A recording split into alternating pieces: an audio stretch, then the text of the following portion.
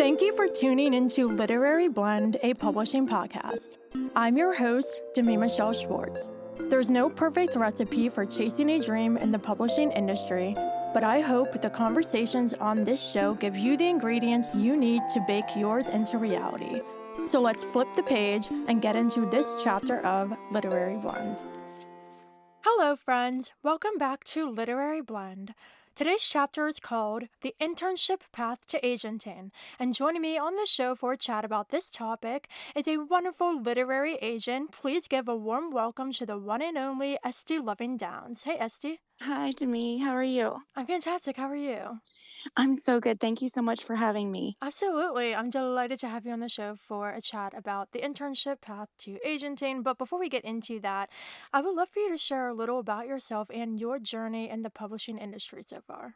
Sure. Let's see, like everybody else in this industry in and around, I was a reader from a young age. I fell in love with books through the Babysitter Club books. I was a completist. I ate that series up. And I was a big Anne of Green Gables fan. I just read lots of really classic stuff, Beverly Cleary, and I was raised really conservative. And so when I was young, higher education really wasn't something that I was heading towards. And so I didn't really aspire to having my own books on a shelf one day or being published or, I was going to grow up and have a family. And so I did that. And I'm very grateful that I did. But it really wasn't until after I had my kids that I thought about going to college. And I was at a point in my life where I had begun writing in earnest and decided that I really wanted to learn more about the craft of books and how they were made and what storytelling really was, to learn the art of it and some of the science behind plot and character. And so doing that brought me great joy and just set me on this path to get to where I am now. I love that, and I also really love how you didn't go straight into college and you did later. I think that's really great because some people think if they don't go straight into college after high school, they missed their chance. But I think you're a really great example of waiting until you felt it was the right time for you and then going back into your education to learn more about the craft of writing. Yeah, it was definitely non-traditional, and there were times that I was really torn whether this was, like, quote, "the right thing to do" or not, and what I found was we each have multitudes, and we can accomplish lots of different things during our lives, and I'm just so excited that I get to do this now. Yeah, absolutely. So speaking of that, was there a certain moment that made you go, I want to become an agent, or did different experiences accumulate over time that made you want to become a literary agent? Being in college and pursuing undergrad and then graduate degrees in creative writing was a tremendous privilege, and I totally recognize that. And it put me in the path of getting to hear industry professionals um, give lectures and give talks and do Q&As that I just wasn't exposed to as a reader before going to school. And in those moments of listening to people in professional publishing talk, I found that I was really drawn to it. It felt exciting and interesting. It felt like seeing the other side of the tapestry, which has always been the way my brain is wired. And so when I found the opportunity to get involved by interning, it sparked this interest in me. And I heard a couple literary agents encourage that sort of path, and I just tried it and fell in love with the job. Yeah, absolutely. Well, I love how you mentioned getting to learn more about what goes on behind the scenes because I don't know about you, but growing up reading, I never thought, oh, I wonder how this book got on the shelf. I wonder who created Yeah. this and how they did it.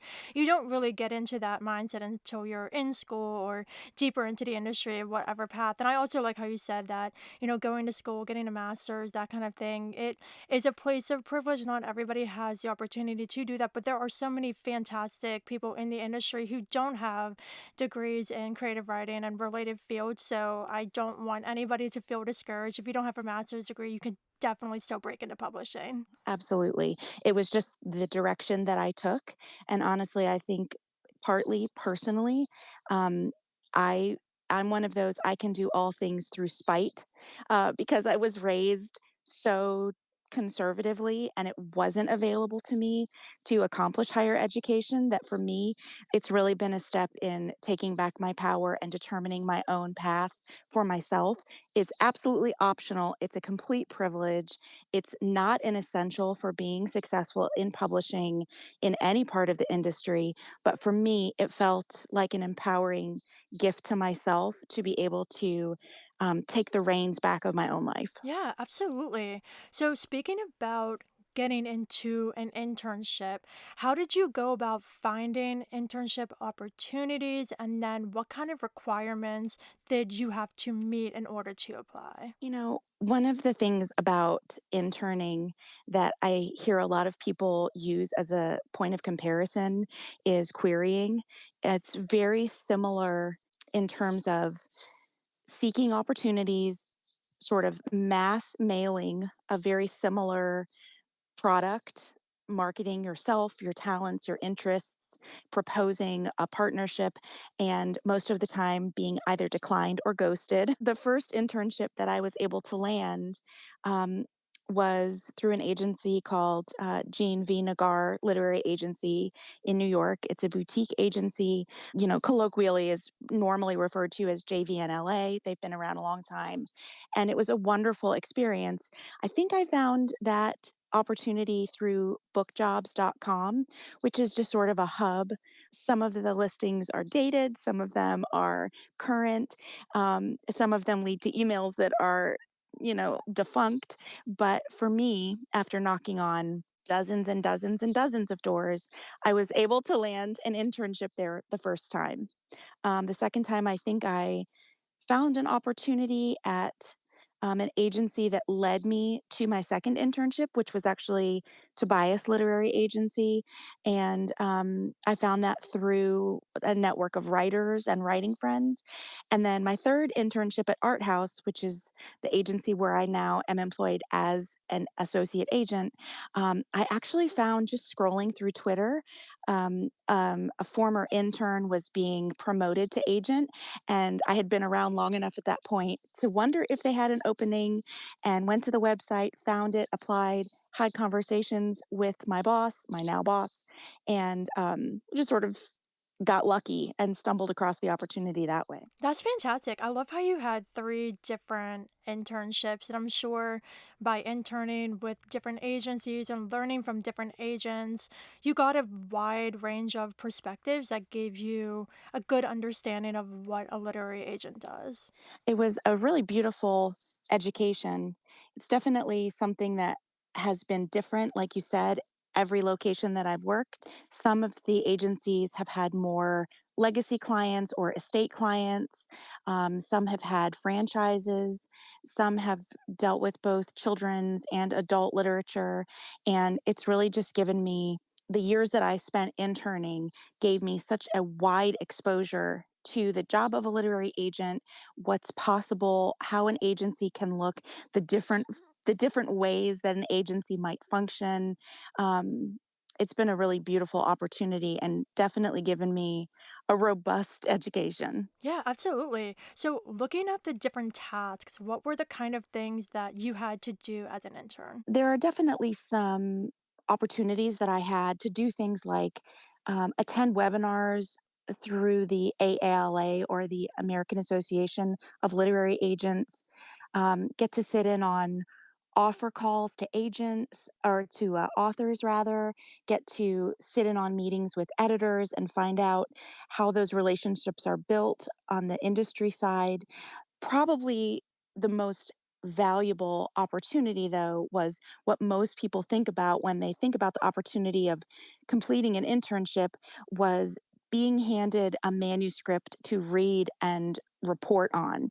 And that was not only a crash course in learning how to consider a query, but also how to compare the query and the manuscript one to another, figure out how to synopsize material, how to write about material in what would ultimately become a literary agent task of putting together a submission package, and also how to come up with, formulate, state and be persuasive about an editorial vision for a manuscript that needs a little bit more polishing before it's handed to editors. Wow, I love that so much. Thank you for sharing. So, during all of this, what part of being an intern came naturally to you?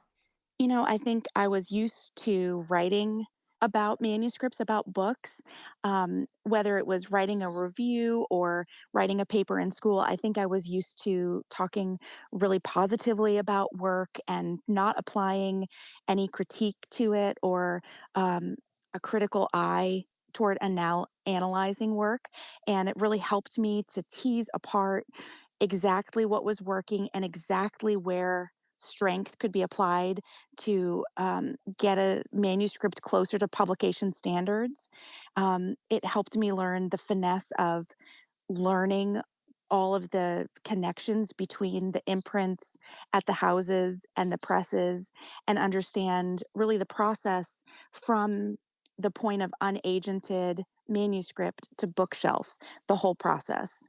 Awesome. Well, I'm sure that it's been a wonderful experience to get to see, like you said, agented manuscripts that you just signed or that other agents at the agencies you were interning at just signed, and they were not necessarily published ready, but then seeing those books go through all the edits with the agent and editors and things like that to be ready to land on the shelves. And that's one of the things, like, now that I'm finally agented, getting to experience a little bit of that side of things too, because up until this point I've only worked with my critique partners and beta readers and friends, and now, like, getting an agent's point of view and assistants and interns points of view, it's really changing my perspective really on my story and letting me see it both as my initial vision and how I can improve it to get it published ready. And so from the agent perspective too, I'm pretty sure that's a really fun experience because as an intern and now as an agent, you are playing a role in getting that manuscript ready to be publishable.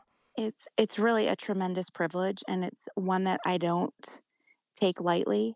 Um, Everyone writes the book of their heart, what they're passionate about. That's what art is, right? It's a vehicle of my own mode and my own choosing to convey my point of view in an artistic way, hopefully in a way that's persuasive and artful and beautiful and attractive. And what we're doing in traditional publishing is we're trying to find the intersection between art and commerce. So we're trying to find what works in the market and what publishers or financial investors are looking to promote and trying to find the right vehicle of art to pair at that intersection. So it is definitely something that requires sensitivity and nuance to be able to work with authors on things that they are passionate about, that are coming from their heart, that they've created of their own invention and effort, and to be able to go into meetings with editors and present it um, honestly and humbly, and yet really belong to my clients and be sure that I'm doing their art justice and seeing if we can find a home for it. It's a tricky dance and it's beautiful when it works. When you find an editor who's as delighted by a manuscript as you are, who has an offer to bring to an author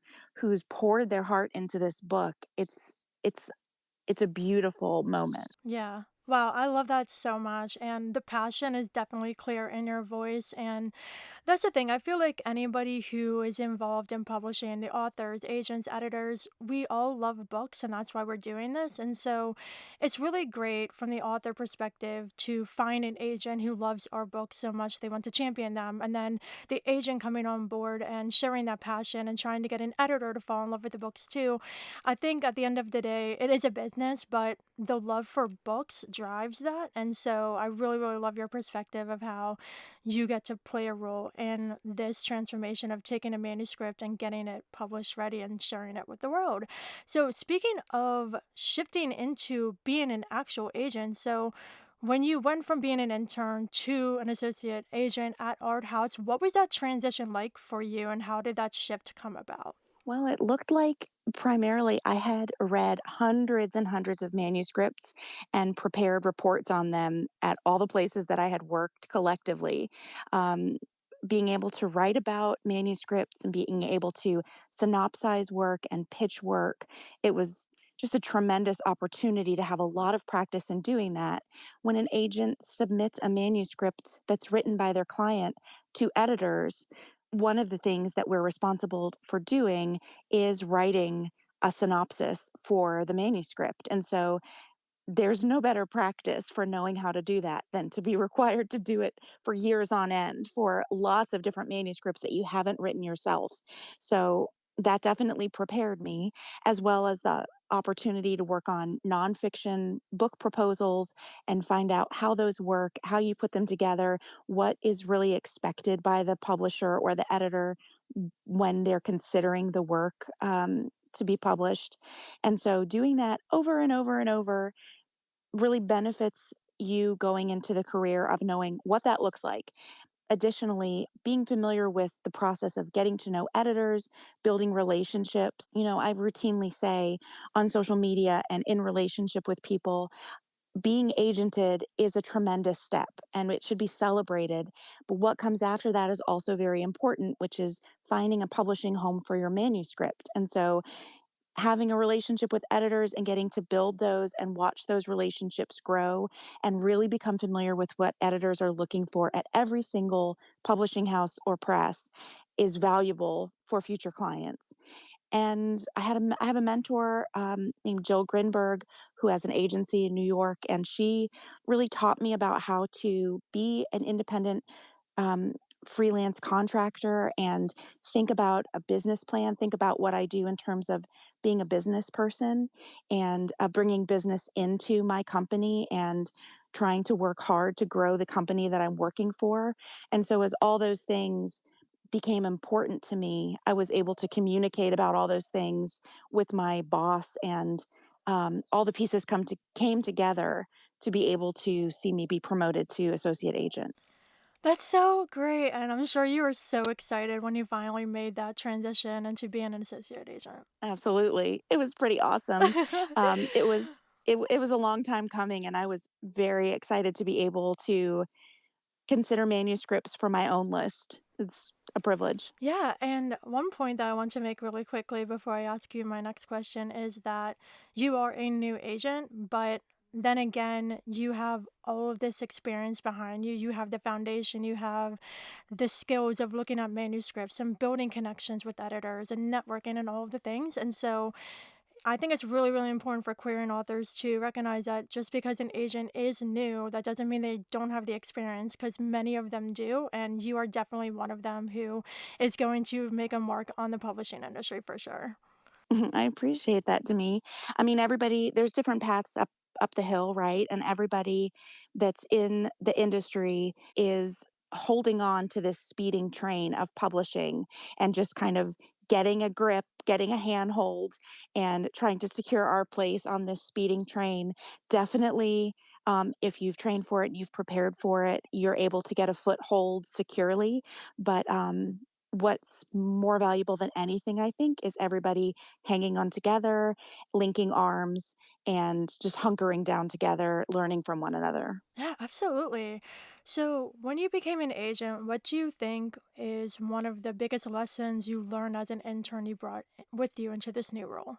Definitely, two things I would say. First, I really see my job as um, not necessarily someone who's just reading and deciding what I like the most and what appeals to me as an individual reader the very most.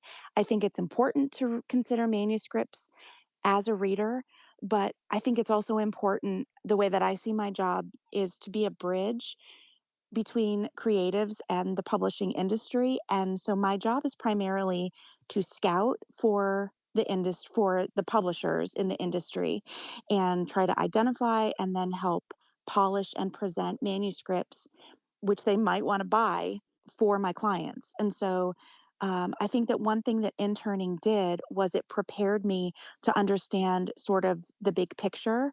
It's not just about finding manuscripts that are phenomenal, and it's also not just about getting close to editors. It's really about linking both sides with one another and helping every author's manuscript that's ready for publishing to find the right home. And interning absolutely showed me how that happens just by witnessing it many times over. And beyond that, as I said, it gave me the opportunity to read so much work and learn so much about querying, about synopsizing, about planning work that I'm able to bring a lot more insight into editorial discussions with my clients because I understand things like genre expectations a little bit better.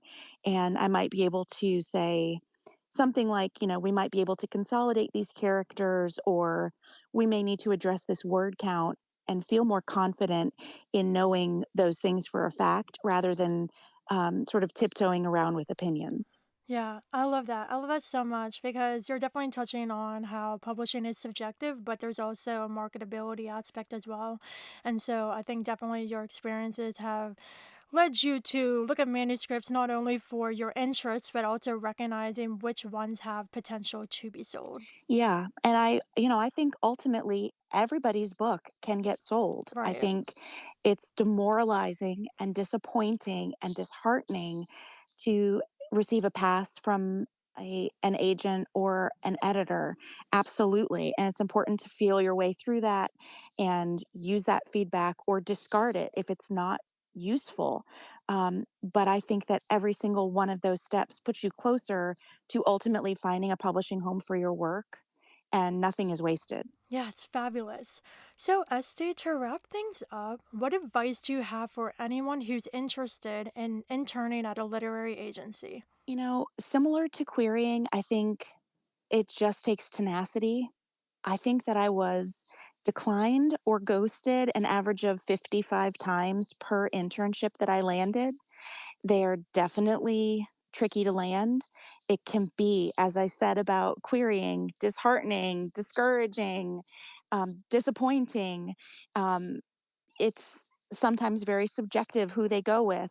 Um, but if you do not give up, it is possible. And what is on the other side of that can be really rewarding, um, as well as challenging, which I love because I love a challenge. So I would say, just as in all aspects of publishing, don't give up. Someone is going to land an internship. Make it be you by continuing to show up. Absolutely. What a wonderful piece of advice to end on because that's definitely relevant for any part of the publishing industry. Just showing up, continuing to put yourself out there is definitely perfect. Well, SG, was lovely having you on the show. Oh, thanks to me. Yes, absolutely. And this brings us to the plot twist of the show where I'm going to ask you a fun random question that you could have never seen coming. Are you ready? Okay, I'm ready. So, if you could open your own literary agency, what is a creative name that you would come up with for it? Hmm. It would probably be something floral because um, that's just my basic sensibility is something floral.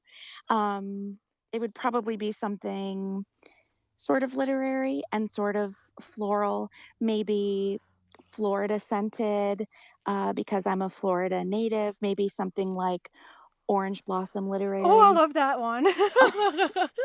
It would not be my name because, as we all know, my name typically gets auto corrected and sends you to that other website where they sell handmade goods. So it would not be my name for sure. I love Orange Blossom Literary there. That's really good.